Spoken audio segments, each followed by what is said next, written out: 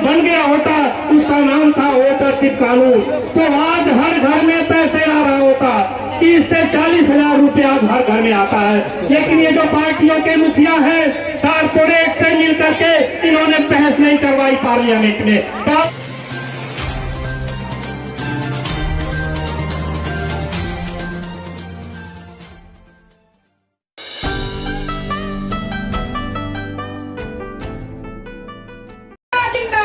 जिंदाबाद जिंदाबाद, हम सबकी एकता जिंदाबाद जिंदाबाद जिंदाबाद। आज बहुत खुशी हो रही है कि इस मैदान में बताइए महिला हमारी माँ बहनें अब जान गई है कि हमारा क्या अधिकार है, क्योंकि चूल्हे चौके तक तो हम लोग अपनी जिम्मेदारी जान रहे हैं, लेकिन अब हमारी जिम्मेदारी है देश संभालना, क्योंकि अब मनुवादी अपने आप को संभाल ले।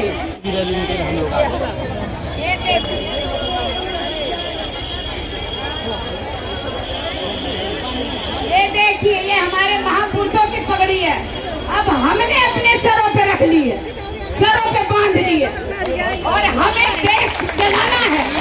अब हम चूल्हे चौके तक नहीं सीमित हैं, और मोदी जोगी आके देख ले उनके में हिम्मत है तो आके देख ले उनके घर में, उनके क्षेत्र में एक महिला बाबा साहब की शेरनी यही ललकार रही कि उनके हिम्मत है तो आके देख ले हमारी माँ बहनें अपने हक अधिकार के लिए आई हैं।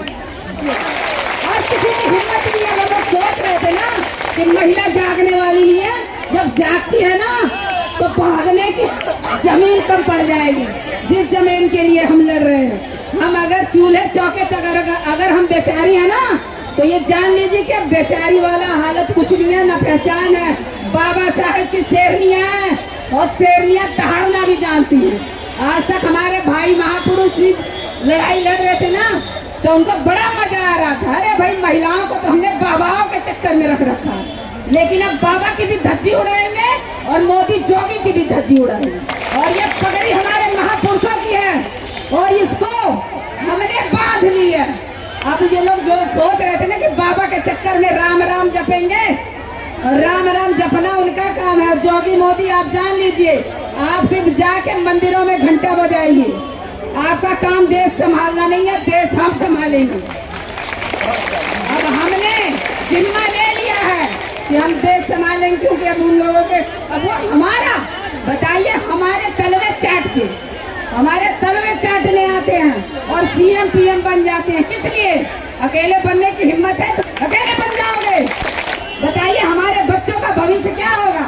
तुम्हारे बच्चे विदेशों में जाएंगे, हमारे बच्चे खिचड़ी खा के प्राइमरी में पढ़ेंगे, बताइए।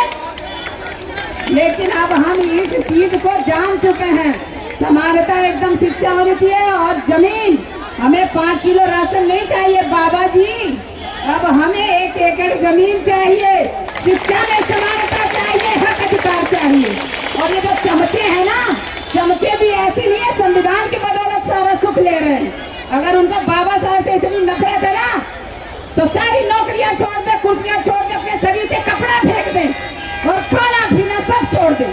सारी सुविधाएं आप ले रहे हैं और हमें गरीब बना रहे हैं। हम इतने बेवकूफ हैं, लेकिन जनता अब जाग गई है, जनता में हमारी माँ बहनें जाग गई। अब ऐसा नहीं होने वाला है। आप जाइए अपना झोली और तमूड़ा लेके, अब हमें अपना देश संभालना है। मेरी माँ बहनें, इसी तरह एकता बना के हम लोगों को रहना है, और अपने महापुरुषों को और हमारी महान माताएं भी इसी तरह आंदोलन की हैं। जो खून हमारे शरीर में है ना, वो हमारे महापुरुषों का लहू दौड़ रहा है, जो कभी न कभी तो उबाल होगा ही। और हम आजमगढ़ क्या, हम हर क्षेत्र में, हर जिले में जाएंगे दहाड़ने अपने हक अधिकार के लिए। और इसी तरह आपको भी एकता रखना है कि हाँ, हम कहीं भी रहेंगे, एक बन के रहेंगे। इसमें अगर कोई दूसरा तीसरा आ जाएगा कि नहीं भाई ऐसा नहीं करना, उसको कह देना नहीं। हमारी एकता, हम सरकार बनाते हैं, तो हम सरकार को जब कुर्सी पर बिठाना जानते हैं ना, तो कुर्सी से घसीटना भी जानते हैं। आप लोग, मैंने बहुत बहुत धन्यवाद, क्योंकि बहुत वोटर्स पार्टी इंटरनेशनल पूरी तरीके से समर्थन करती है।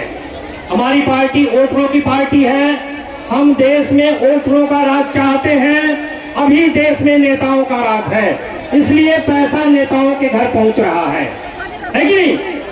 अब तो कोई नेता बन गया, कोई एमएलए बन गया, एमपी बन गया, उनके पास गाड़ी, बंगला, हवाई जहाज सब कुछ फ्री है, लेकिन जनता को क्या मिल रहा है?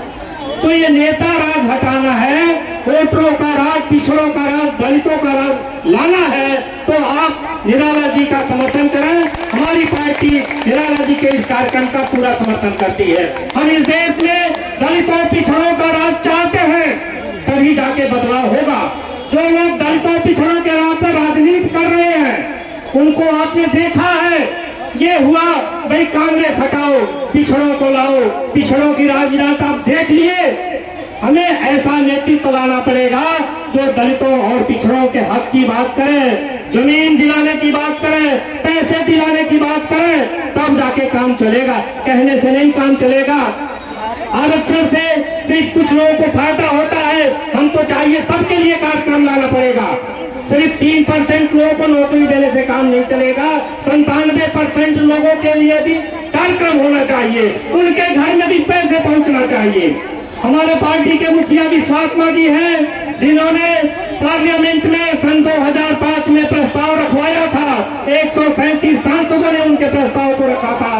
वो कानून बन गया होता, उसका नाम था वोटरशिप कानून, तो आज हर घर में पैसे आ रहा होता।